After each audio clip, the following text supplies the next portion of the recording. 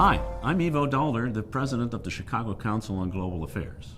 And this is Ask Ivo, an opportunity where you get to ask me questions about global issues of concern to you. Esther Alda asks on Instagram, what do you think about the relationship between Trump and Kim? Is this trustful? That's a great question, Esther. You may recall that back in 2017, these two leaders were calling each other by name. Trump was calling Kim Little Rocket Man, and Kim was calling Trump the old dotard.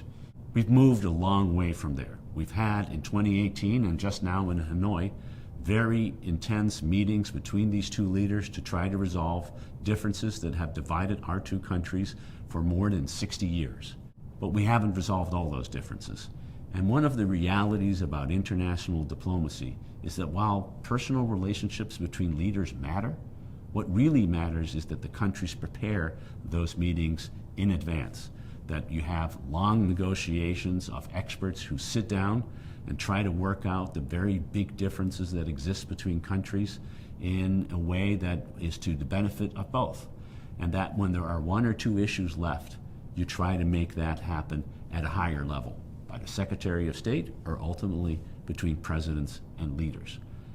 What Donald Trump tried to do was to reverse the way in which this normally happens, to try to open up the negotiations by having a leadership meeting at the highest level. But the hard work of diplomacy, where different sides come together, sit at the table, and work out their differences, still needs to go on. We will now have an opportunity to do that, and hopefully, step by step, get to a place where the relationship between our two countries improves economically, politically, and above all, militarily. Thanks for tuning in. Want to ask me a question? Shoot me a tweet with the hashtag AskEvo.